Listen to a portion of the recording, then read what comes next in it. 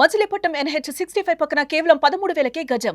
Sunny sands gated Vilas KBP developers. అంటే ఆది తర్వాత మళ్ళీ సేమ్ చెన్నకేశ్వర లాంటి ఒక స్క్రిప్టే చేయాలని ఎందుకు అనుకున్నారు సార్ బాలకృష్ణ గారితో? అంటే అప్పుడు ట్రెండ్ నడుస్తోంది, నా దగ్గర ఉన్నది అది చెప్పాను, నచ్చింది, చేస్తాం. అంటే దానికి అంతట ఆలోచించలే, అది చెప్పే కదా, ఊరు పిచ్చి ధైర్యం అంతే. వెరితనంతో కూడా హిట్లు కొట్టచ్చు.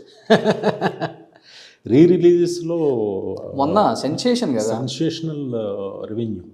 ఎస్పెషల్లీ చెన్నకేశ్వర రెడ్డి కోసం బాగా కష్టపడిన సీన్స్ అంటే ఏమని చెప్తారు? కష్టం అంటే ప్రతిదీ కష్టమే దానిలో. నా మోటో ఎంతసేపు ఏంటంటే బాలబాబుని కొత్తగా చూపించాలి. అంటే ఏదో అది కొత్తగా చూపించడం అంటే ఏంటి అంటే నాకు తెలియదు, బట్ ఎలివేషన్స్లో ఏదో ఒక గ్రాండ్నెస్, ఆ పెద్ద క్యారెక్టర్ ఇవన్నీ చూపించాలనే దీని తపనలోనే ఉండిపోయా బాగా. ఇంకోటి ఏంటంటే ఏమో కష్టమే ఉంది, ఆ రోజు పని చేసుకుంటూ వెళ్ళిపోయా అంతే. మాకు తెలియదు అసలు కష్టం అంటే తెలియదు, అది పని చేసేయాలి అంతే. మనకి హిట్ అంటే తెలుసు అంతే.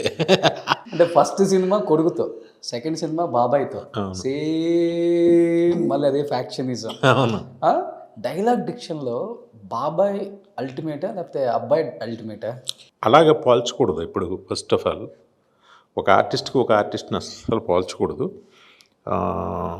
ఆయనదొక స్టైల్, ఈ తిందొక స్టైల్, ఎవరిది కాళ్ళదే ఇద్దరిదే నచ్చుద్ది అంతే. ఇన్వాల్వ్మెంట్ అయితే మాత్రం సేమ్ ఇన్వాల్వ్మెంట్, ఇద్దరు కూడా ఆ నటన అనేది వాళ్ళ దైవంగా తీసుకుని ఇచ్చేస్తాం. సినిమా చూసి సినిమా ప్రభావం జనం మీద ఎంత పడిద్దో, బ్రాండింగ్ ఫ్రీ అయిపోయింది మీ వల్ల. పొందూరు కద్దరు అనేది కనపడినోడు పడ్డోడు వైట్లోనే కనపడ్డాడు కొన్నాడు. అదేంద్ర అంటే వినాయక్ గారి సినిమాలో కొందాం చూసాం, పొందూరు కద్దరు బాగుంటుంది. సార్ అంటే మీరు అన్నారు ఒక మాట, నేను అంతవరకు తీసింది ఒక ఎత్తు, చిరంజీవి గారి దగ్గరికి వచ్చినప్పుడు ఒక ఎత్తు అని.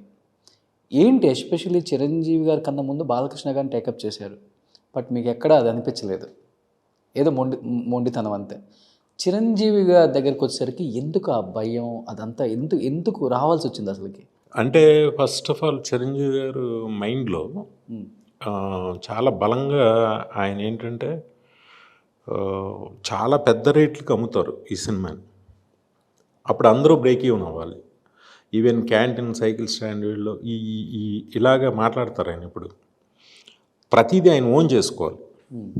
ఆయన ఒక్క నా క్యారెక్టర్ ఏంటని కాకుండా మిగతా అంతా ఓన్ చేసుకుని కానీ ఆయనకి అంతా మొత్తం కాన్ఫిడెన్స్ వస్తేనే కానీ వెళ్ళరు. మనం ఓకే 100 ప్రశ్నలకు సమాధానాలు పెట్టుకుంటే 101 అడుగుతారు. చిరంజీవి గారు స్క్రిప్ట్ మీద బాగా పట్టున్న వ్యక్తి ఆయన. అంటే ఏదో జస్ట్ లైక్ దట్ ఏదో మన సినిమా చేసేయాలన్న ఇది కాకుండా, ఎక్కువ ఒకవేళ సినిమా మిస్ఫేర్ అయ్యింది అయినా కూడా ఈ పాట వల్ల లేకపోతే ఆ ఫైట్ వల్ల, ఈ దీనివల్ల దీనివల్ల మినిమం సేఫ్లోకి వచ్చేయాలి. ఓకే. అంటే అప్పటి వరకు చిరంజీవి గారి స్టైలు, మేనరిజం, ఆయనకున్న స్టార్డమ్ వేరు. మీరు ఠాగూర్ లాంటి ఒక ఛాలెంజింగ్ మూవీ తీసుకొని ఆడియన్స్ యాక్సెప్ట్ చేయాలనేది కూడా కొంచెం కష్టంగానే ఉంటుంది. ఒక పెద్దరికం, న్యాయం చేయాలి, ఇలాంటిది ఎక్కడ కొంచెం కూడా జంక్ అనిపించలేదా మీకు? నాకేం అనిపించింది అసలు మొండితనమే. హిట్, సూపర్ హిట్ అంతే. ఎందుకంటే ఆ స్టేచర్ ఉంది కదా, ఆయన చెప్తే వింటారు. ఆయన చూజ్ చేసుకున్నారు ఆ స్క్రిప్ట్ని, ఆయన చూజ్ చేసుకుని నన్ను డైరెక్టర్గా అపాయింట్ చేశారు. నేను డైరెక్టర్గా వెళ్ళి నేను ఇది చేసింది కాదు. It's a super hit movie అని ఫస్ట్ డే తెలుసు. బట్ మీ సినిమా తర్వాతే అందరికి ఆయన కళ్ళు చూడాలంటే భయం వేస్తుంది సార్. నేను ఆయన అభిమాని కాబట్టి ఎక్కువగా కళ్ళు మంచి పెద్ద కళ్ళు ఆయన. ఆ ఎలివేషన్ కంటికి సంబంధించింది అప్పుడే కదా బయటపడింది. చిరంజీవి గారు అదన్నీ పక్కన పెడితే అసలు ఆయన కళ్ళల్లో ఇంత పవర్ ఉంటుందా, ఇంత మ్యాజిక్ ఉంటుందా, ఇంత ఆడియన్స్ ఉంటారు ఆ కళ్ళకి అని చెప్పేసి ఇప్పుడు కూడా ఆర్టిస్టులు ఎవరైనా వెళ్తే ఆయన దగ్గరికి ఆయన కళ్ళలో చూడలేరు అనమాట. టక్కన చూడలేరు, మళ్ళీ టక్కన తిప్పేస్తారు. ఎక్కువసేపు ఐ కాంటాక్ట్ చేయలేరు. ఠాగూర్ అంతా చేశారు ఐ కాంటాక్ట్ మీరు? ఒక 1 month అయితే ఇబ్బంది, ఆ తర్వాత నుంచి ఇంకా ఎందుకని సార్ ఎస్పెషల్లీ ఇండస్ట్రీలో ఈ ఇద్దరు హీరోలు అంటే వినాయక్ గారికి పిచ్చి ప్రాణం. ఎవరు? ఒకటి ఎన్టీఆర్ గారు, ఒకటి చిరంజీవి గారు. అంటే ఒక ఆయన ఫస్ట్ హీరో, ఒక ఆయనేమో మన నాకు తారక్ మీద ఇప్పుడు ఆ కృతజ్ఞత ఉంటుంది.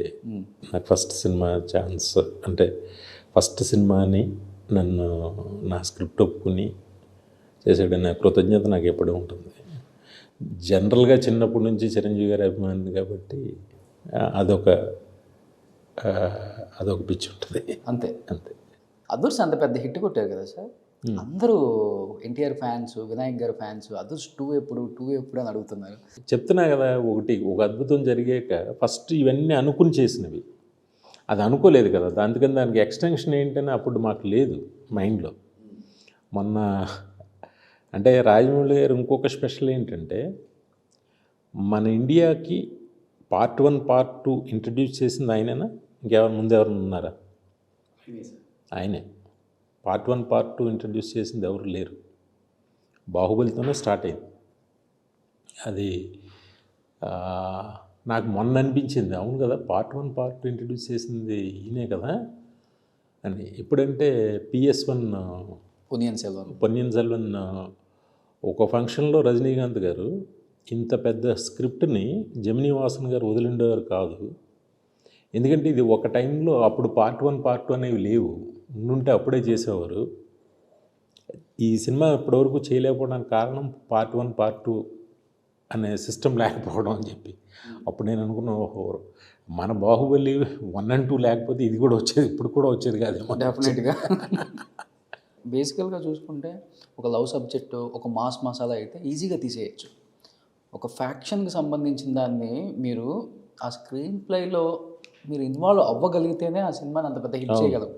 అసలు ఆ ఎలివేషన్స్, ఒక హీరోకి ఇన్ని ఎలివేషన్స్ ఇవ్వచ్చా అని ప్రూవ్ చేసిన సినిమా అది. ఆ నీళ్ళు తాగేటప్పుడు ఆ సీన్ కానీ అసలు ఏం సీన్ సార్, ఒక్కొక్క సీన్ అసలుకి ఓ మై గాడ్. ఆ కింద భూమిలో నుంచి సుమ్మలు వేసే సీన్లు వివి వినాయక్ గారు ఎస్పెషల్లీ వాటికి ఫేమస్ ఆ రోజుల్లో, గాలిలో సుమ్మలు లేపడంలో. నాకే బోర్ కొట్టింది. ఇప్పుడు కొత్తది ఏదో చెయ్యాలి, అదేంటో తెలియట్లే. ఇప్పుడు వాటి మీద కూర్చున్నారనమాట గట్టిగా. జరుగుతుంది, బట్ ఏం చేయాలి అనేది ఒక లాక్ ఏదో ఓపెన్ అవ్వాలి. అయితే ఇంకా నెక్స్ట్ కొడతాం. సుమన్ టీవీలో మీ పర్సనల్ అండ్ బిజినెస్ ప్రమోషన్స్ కోసం కింది నెంబర్కి కాంటాక్ట్ చేయండి.